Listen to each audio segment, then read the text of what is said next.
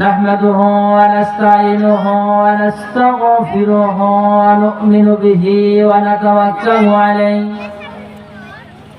ونعوذ بالله من شرور أنفسنا ومن سيئات أعمالنا من يهد الله فلا مضل له ومن يضلله فلا هادي له نشهد أن لا إله إلا الله وحده لا شريك له ونشهد أن سيدنا وسندنا وحبيبنا ومولانا محمدا عبده ورسوله الذي أرسله بالحق بشيرا ونذيرا وداعيا إلى الله بإذنه وسراجا وقمرا منيرا فأعوذ بالله من الشيطان الرجيم بسم الله الرحمن الرحيم إن الله وملائكته يصلون على النبي يا أيها الذين آمنوا صلوا عليه وسلموا تسليما شبي اللهم صل على سيدنا مولانا محمد وعلى آل سيدنا شفيعنا محمد কোথায় রইলেন দয়ার নবীজি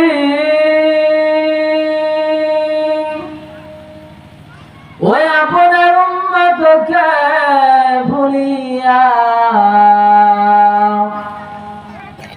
আপনি বিনে কি লাভ হবে এই দুনিয়ায় বাসিয়া আল্লাহুম্মা সবাই সাল্লি আলা সাইয়্যিদিনা মাওলানা মুহাম্মদ ওয়া আলা আলি সাইয়্যিদিনা শাফিআনা মুহাম্মদ লা ইলাহা ইল্লাল্লাহ সবাই লা ইলাহা ইল্লাল্লাহ লা ইলাহা ইল্লাল্লাহ আসমান বলে আল্লাহ জমিন বলে আল্লাহ পশু পাখি বলে আল্লাহ মানুষ ও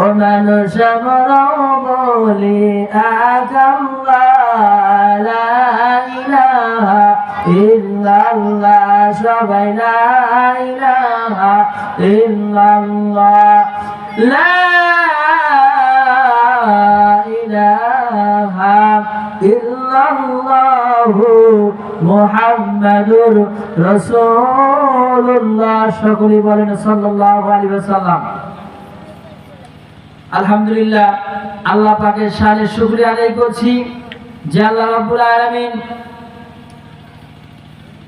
কোরআনের মাহফিলে এসে আমাদের কোরআন সুন্নাহর আলোকে দু চারটি কথা বলার সুযোগ করে দিলেন। সে আল্লাহ রাব্বুল আলামিনের দরবারে শুকরিয়া আদায় করি, সকলে বলে আলহামদুলিল্লাহ। দরুদ ও সালাম বিশ্ব নবীর প্রতি, যে নবী কিয়ামতের ময়দানে সমস্ত গুনাহগার উম্মতগুলোকে সুপারিশ করে আল্লাহর জান্নাতে পৌঁছায় দিবেন, সেই নবীর প্রতি আমরা দরুদ পড়ি, সকলে বলি সাল্লাল্লাহু আলাইহি ওয়াসাল্লাম। বাংলাদেশের ঐতিহ্যবাহী জেলা কুড়িগ্রাম জেলা, কুড়িগ্রাম জেলার রৌমারী উপজেলার অন্তর্গত চর ভনতলা সিদরাতুল মুনতাহা নুরানি ও হাফিজিয়া মাদ্রাসার উদ্যোগে ৭ম বার্ষিকী বাৎসরিক তাফসীরুল কোরআন মাহফিলের সম্মানিত সভাপতি জনাব মাওলানা মোহাম্মদ হায়দার আলী মাস্টার, প্রতিষ্ঠাতা পরিচালক অত্র মাদ্রাসা, ধর্মীয় শিক্ষক চর শৈলমারী বালিকা উচ্চ বিদ্যালয়। দোয়া করি আল্লাহ রাব্বুল আলামিন আজকের মাহফিলের সভাপতিকে ইসলামের জন্য কবুল করুন, বলেন আমিন। এই তোমরা বসো।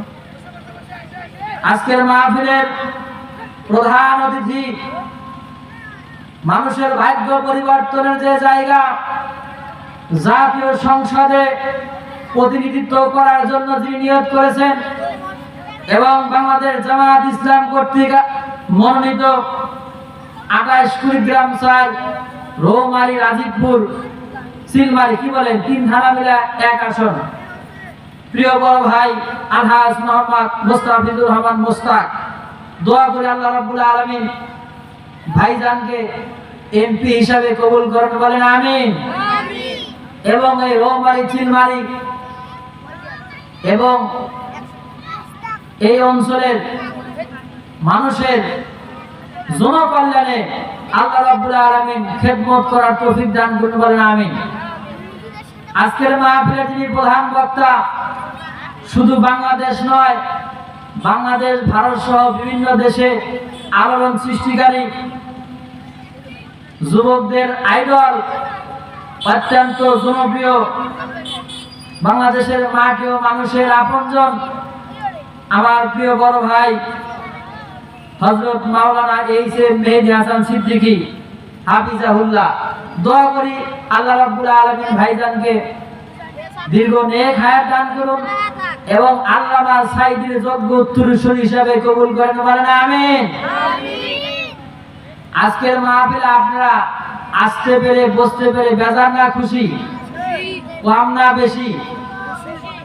যদি বেশি হয়ে থাকেন মুখে নিয়ে হাসি, বলেন আলহামদুলিল্লাহ। আমরা দীর্ঘ 16টি বছর জালেম স্বৈরাচার আপা ছিলেন না হাসিনার অত্যাচারে মাহফিল গুলো ঠিক মতো করা যায় না, কি বলেন? এখন সব কিছু পরিষ্কার হয়ে গেছে, একবারে ফ্রি। আর অসুবিধা আছে? কারণ আল্লাহর জমিনে আল্লাহর কথা হবে, কোন শয়তান কোন বাটপারের কথা চলবে না, কি বলেন মুসলমান, ঠিক কিনা?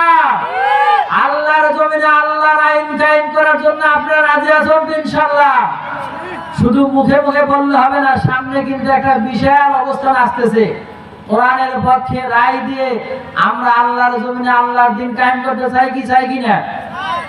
দেখেন, আমাদের নেতা বিশ্বনবী জনাবে মুহাম্মদুর রাসূলুল্লাহ সাল্লাল্লাহু আলাইহি ওয়াসাল্লাম কিয়ামতের ময়দানে কাউকে ভুলবেন না, বলে আল্লাহ আমার এই গুনাহগার উম্মতগুলোকে ছেড়ে যেতে চাই না, সকলকে জান্নাতে তুমি দিয়ে দাও। অথচ বাংলাদেশের নেতা দেখেন না, নিজে বাঁচার জন্য পালা চলে গেল গা। আমরা শুধু দুপুরবেলা দেখলাম হেলিকপ্টার চলে গেল, কি গেল, পরে দেখি যে আসল জিনিস চলে গেছে, আসল মাল চলে গেছে, কি বলে চলে যায় না। রাসূল কিন্তু পালাবেন না, রাসূল আদর্শবান নেতা, আর এই বদমাইশ চলে গেছে কি যায় নাই। এই জন্য আমি আলোচনার শুরুতেই এই হাসিনার সম্পর্কে একটা গান লিখছে, বলা যাবে নাকি মাহফিলের করার পর কি বাইরে যেতে কি কেউ বাধা দেবেন, কি যেতে পারবো বাড়ি, সমস্যা হবে? পালাইছে আপা পালাইছে, ঠিক কিনা যুবক ভাই? এ তোমরা চাইবে এসব তালিশি হবে। পালাইছে হাসিনা পালাইছে, কাউকে কিছু না বলে শ্বশুর বাড়ি গেছে চলে, ঠিক কিনা? কাউকে কিছু না বলে শ্বশুর বাড়ি গেছে চলে, দুঃখ বলি কার কাছে পালাইছে, ও আপা পালাইছে, পালাইছে হাসিনা পালাইছে, কাউকে কিছু না বলে ভারত এসে গেছে চলে, কাউকে কিছু না বলে ভারত এসে গেছে চলে, দুঃখ বলি কার কাছে পালাইছে, হাসিনা পালাইছে, পালাইছে আপা পালাইছে, ঠিক কিনা মুসলমান? দেখেন বিগত কিছুদিন আমরা ভোট দিতে পারি না, কি বলেন? এই এলাকার এক মুরব্বী সাহেব ভোট কেন্দ্রে গেছে, ফজরের নামাজ পড়ে গেছে, ওজন নষ্ট করে নাই। ভোট কেন্দ্রে যাওয়ার পরে ওই ভোটের সব যার দায়িত্ব ছেলে ফেলে রাস্তায় থাকে না, ওই মারা আপনার মাহফিলের কাঠ করাই দিচ্ছে না, কাঠ ছেলে ফেলে ওরা নৌকার মালা দেয়া ওখানে বসে আছে। আমি এইটাকে নাম রাখছি জাহান্নামের মালা, নৌকার মালা। কারণ এখন ওই কথা বলা যায়, নৌকার কথা বললে কি বলেন? আজকে ঢাকা শহরে আওয়ামী লীগ মিছিল বের করছে, বলছে 13 তারিখে তারা বাংলাদেশ জ্বালিয়ে পুড়িয়ে সরকার করে দিবে। কয়েকজন মিছিল বের করার কেবল খবরে দেখলাম, মিছিল বের করার পরে পুলিশ এমন ধরাই দিয়েছে, লুঙ্গি খুলে সব পালাইছে। সুবহানাল্লাহ বললেন না? এইরকম সব জায়গায় ধলাই শুরু হয়ে গেছে। এই জন্য এই শয়তান গুলো যেন আসতে না পারে। চাচাকে বল, চাচা কোথায় যান? বলে ভোট দেওয়ার জন্য, জীবনের শেষ ভোট। বলে না, ভোট আর দেওয়া লাগবে না, আপনার ভোট হয়ে গেছে। বলে কে দিয়ে গেছে? বলে আল্লাহর ফেরেশতারা দিয়ে গেছে। আপনি যখন ফজর ওযু দিয়া, তাহাজ্জুদের ওযু দিয়া আল্লাহর ফেরেশতারা দিয়ে গেছে। দেখছেন 18 সাল হয় না এরকম, হয় না এরকম। এই দেখেন, এরপরে বলছে চাচা মন খারাপ, বাড়ি যাবে। বলছে চাচা মন খারাপ করেন না। বলে কেন? বলে চাচি যা বলেন না তারও ভোট হয়ে গেছে। ভাইস্তা আগে বলবে না? তোমার চাচি 6 বছর আগে মারা গেছে, একটু আগে বললে তো কাজ হতো, দেখা তো হতো। যাদের বউ মারা গেছে তারা বোঝে মুরব্বীরা কি কষ্ট, কি বলেন? হাসিনার বউ মারা গেছে, স্বামী মারা গেছে 9 সালে 2000। তাহলে এই মানুষটা স্বামী ছাড়া কেমনে থাকে? হাসিনা চলে আসতে পারে, যে আপনি শুরু করছে, কি বলেন? এই বর্ডারের পাশে আছে ভাই, শিক্ষা করেন। একজন মানুষ স্বামী ছাড়া কেমন করে চলতে পারে? এই জন্য ভারতে যাওয়ার পরে ছেলে ফেলে দেখেছি ফেসবুকে ছাড়ছে, ছোট্ট সল বলে না, দেখেন না আপনারা? আমি বুঝতে